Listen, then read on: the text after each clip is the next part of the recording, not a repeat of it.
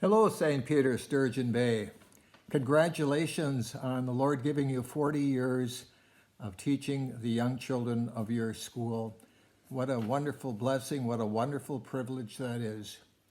Before I continue, I want to just turn the microphone over to my wife, Arlene. Go ahead, honey.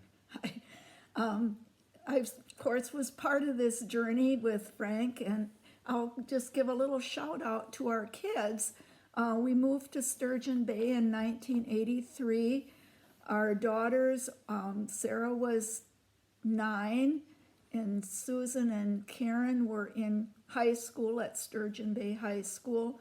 And our oldest daughter, Lisa, started college in Milwaukee. So there were a lot of challenges for them moving up there at that stage of their lives. And then I did not teach at St. Peter's the first year. I worked at the Door County Library that year, and then the following year there was a vacancy in the kindergarten room, so that's where I stayed till I retired. And now it's my turn. Back in 1983, I received a call from St. Peter's to become the first principal and teacher of the school. You know, Rhoda and I have had kind of a disagreement on who was first. Rhoda will always tell me that she was called first before I was, which of course was true. But then I get back at her by saying, but we were the first ones to move into Sturgeon Bay, and then you followed 2 or 3 weeks later. It was a very busy time. We moved into a beautiful school, plenty of room on 2 floors, but it wasn't equipped to be a daily school, a day school. For example, when we started to get everything together, and it took us a couple of months to do that, we moved into a school that had virtually nothing. We had to go out, for example, Rhoda and I, we went to Green Bay to pick up desks for the 2 of us. Then we had to find student desks because the only thing that was available at that time were these arm-type desks, but not the typical type of desks. And I don't remember where we got these desks from. And then there were no chalkboards, so chalkboards had to be mounted. And books, there were no textbooks. So fortunately, Zion School in West Jacksonport, they were willing to give us used textbooks, which we gratefully took. And one other thing I should mention too is that the congregation had saved money for the eventual opening of a school. And if I remember right, it was about $18,000. Now that was in 1983 money, so that was quite a bit of money. So with that money, we were able to equip the school. So that's how we kind of spent the first summer, and then just trying to get ready to greet the kids on the first day of school somewhere around the 1st of September. And on that very first day, a reporter and a photographer for the Advocate came and took pictures, gave us probably a nice introductory story in the newspaper. And we opened the school, if I remember right, Rhoda, with approximately 60 children. You and I had grades 1 through 8. You had grades 1, 2, and 3, and I had grades 4 through 8. And then we had a kindergarten teacher, Jan Siles, and Jan Siles then had, it was a large kindergarten class, maybe about 15 kids. And then the following year, Arlene took over as our kindergarten teacher, then continued until we both retired in 2007. So there were a lot of things going on. And right, Arlene corrected me, as she often does. It wasn't 2007, it was 2005. But anyway, Rhoda had, I don't quite remember how many kids she had in grades 1, 2, and 3, but I had approximately 24 or 25 in grades 4 through 8. And one of the interesting things is, in my 20-some years of teaching before I came to St. Peter's, I never had a family with the last name of Nelson. A very, very common name, I think, in America. Well, anyway, that year I had 6 Nelsons in the classroom. 4 of them from Lee Nelson's family, one cousin Danny, Jerry Nelson's son, and then also an unrelated Nelson as far as I'm concerned. His name was Greg Nelson. And in those grades, I only had 3 kids between grades 7 and 8. So as a result, our school started to really grow because those 3 kids in 2 years were replaced by a whole bunch of others. In fact, by the second year in 1984, we had to call a new teacher, and in came Paul Lutzy.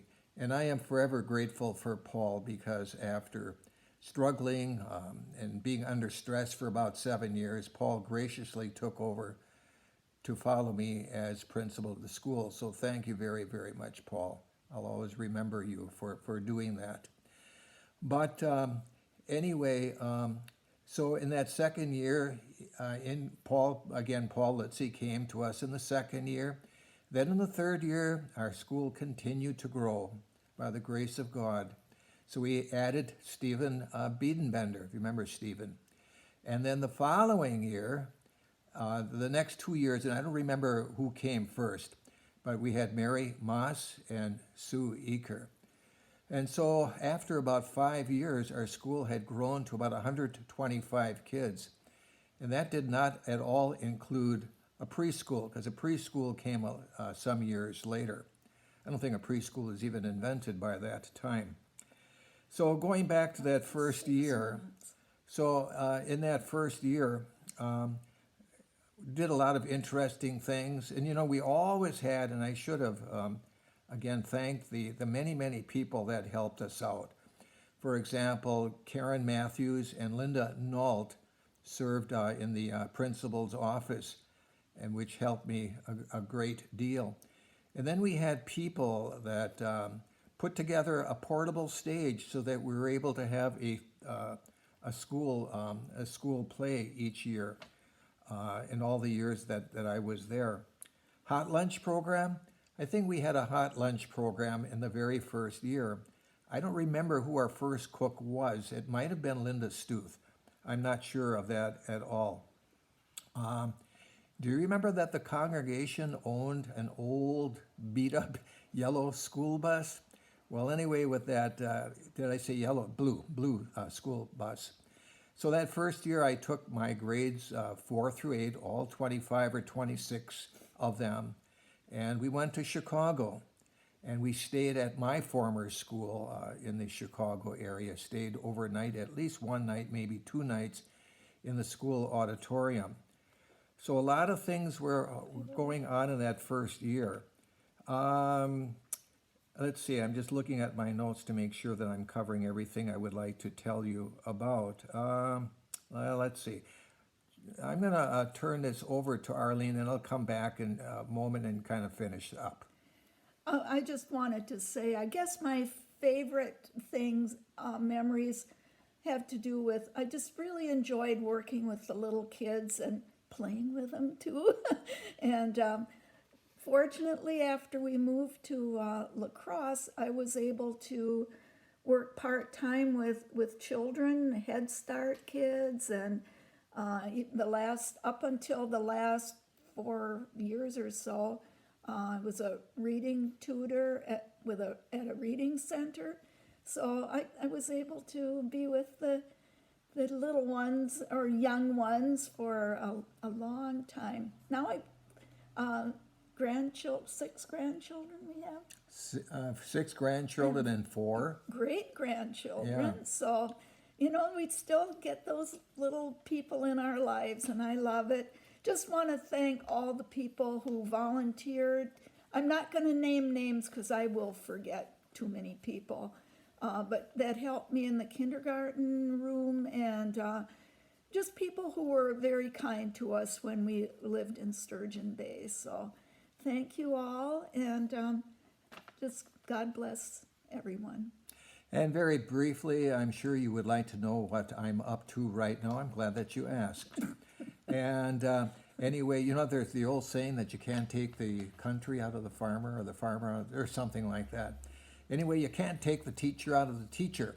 So I've been privileged to serve in local nursing homes, assisted living places on an every week basis for about the last, 14 or 15 years.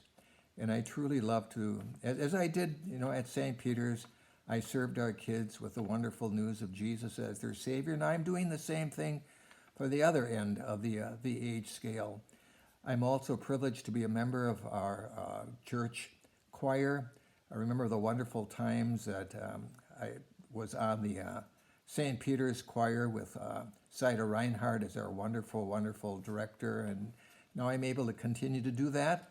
And then one other thing is that I'm also a member of a small group of about 6 or 7 of us that we go out again, especially to nursing homes, and we present a program of music that they are familiar with. These are all secular selections, such as music from the various older musicals like South Pacific and so forth.